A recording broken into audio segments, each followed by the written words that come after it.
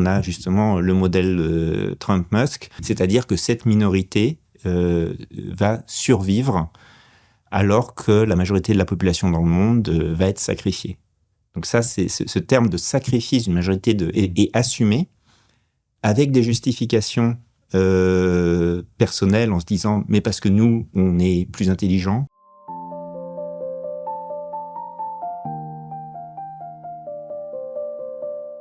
Le green backlash, c'est au fait un déclin de la démocratie également, quoi. C'est pas juste du détricotage sur les lois écologiques, mais c'est aussi comment on tient responsables les hommes et les femmes politiques, quoi. C'est vraiment le point le plus important, enfin le lien entre écologie et démocratie, hein.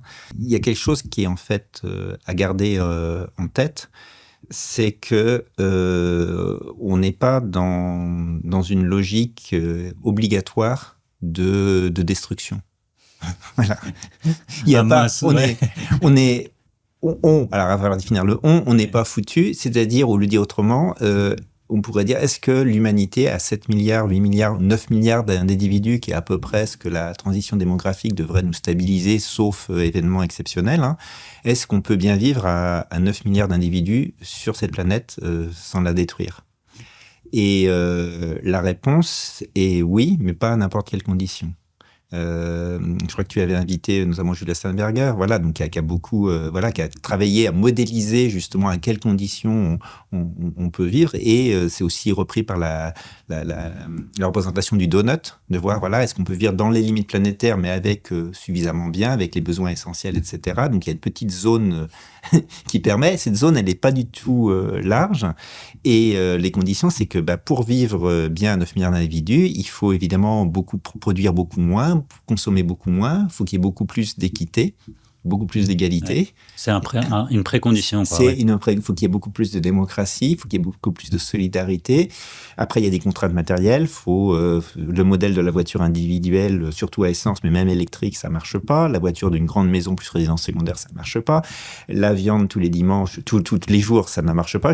J'anticipais peut-être une fois pour le pot tous les dimanches, ça marche. C'est-à-dire, il faut réduire, et en même temps, c'est nettement meilleur pour la santé, parce que l'agriculture, c'est pas pour rien aussi que c'est un moteur du green backlash extrêmement important. On a 2 chapitres là-dessus, et puis dans l'actualité, c'est vraiment là où ça s'est exacerbé, la violence contre l'écologie, dans le milieu agricole. C'est pas étonnant, parce que le modèle de l'élevage industriel et de manger de la viande à tous les repas est juste pas compatible avec les limites planétaires. Ça intervient dans à peu près 6 des 9 limites planétaires. C'est juste un des gros problèmes. C'est pas le seul, hein, mais voilà, on parlait des énergies fossiles.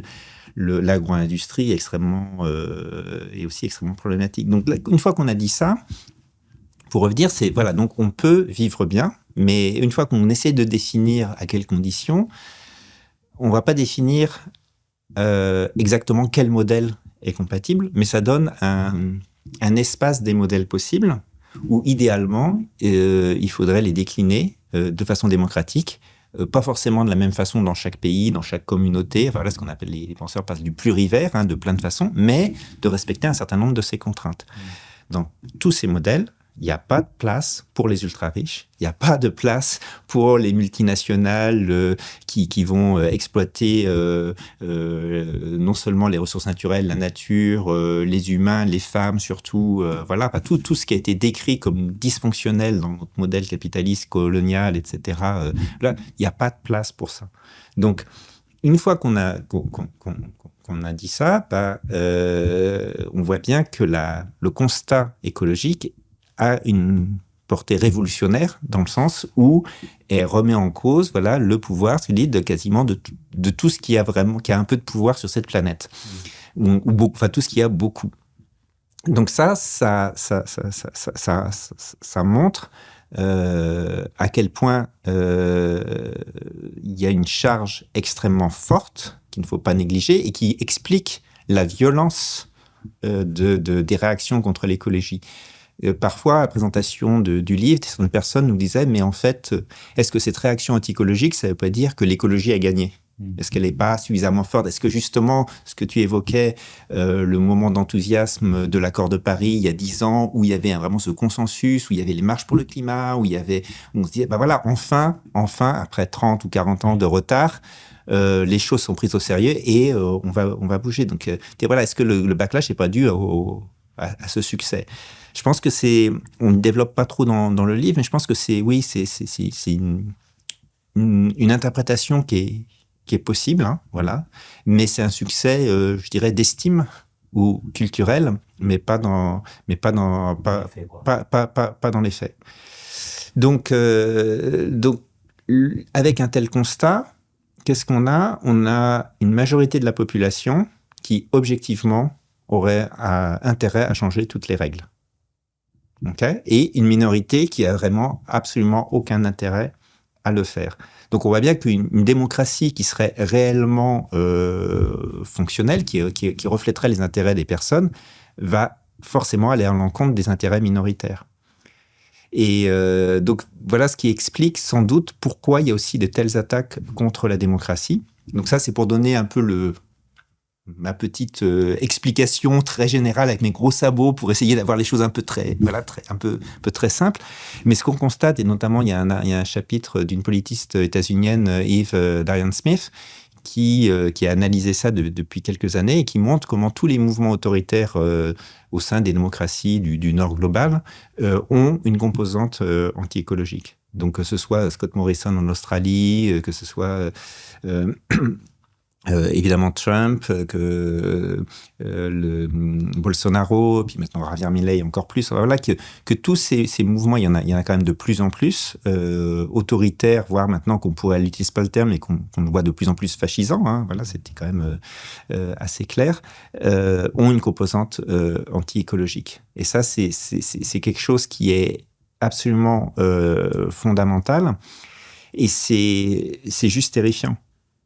Parce que la démocratie, une vraie démocratie, est notre seule chance de résoudre l'ensemble des problèmes auxquels on fait face.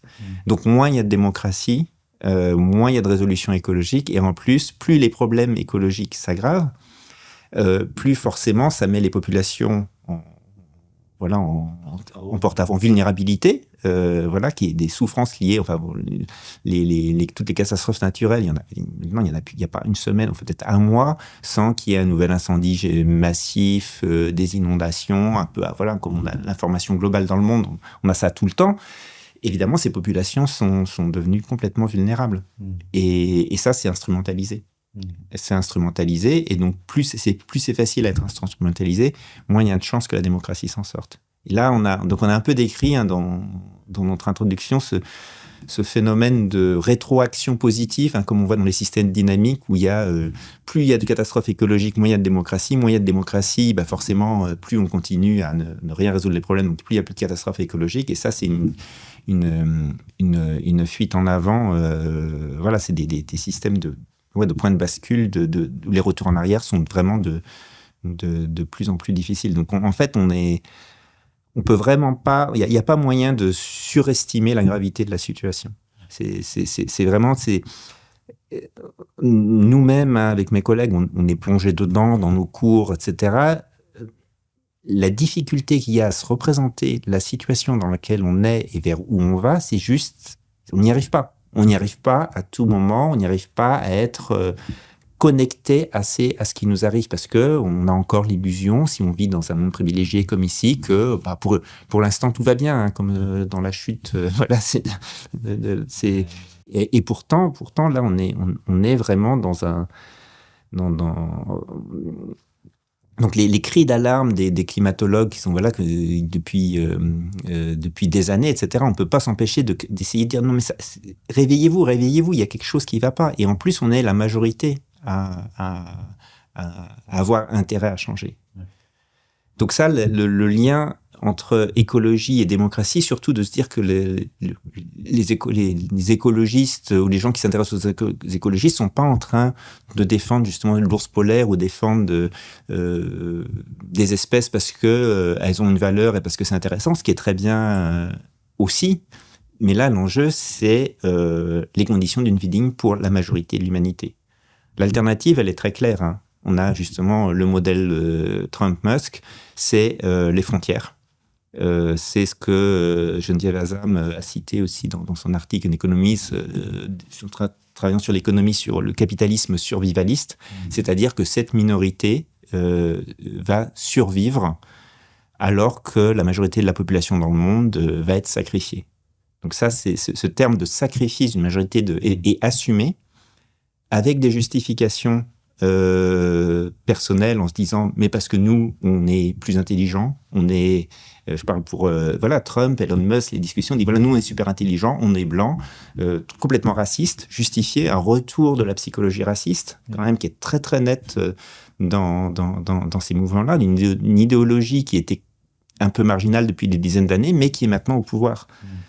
Et qui dit, nous, on peut être quelques-uns à survivre, et donc on peut continuer à brûler du pétrole, à avoir des grosses voitures, à être, et puis que le reste, y crève ou vive très mal. On est dans ce choix-là, actuellement, de modèle de société.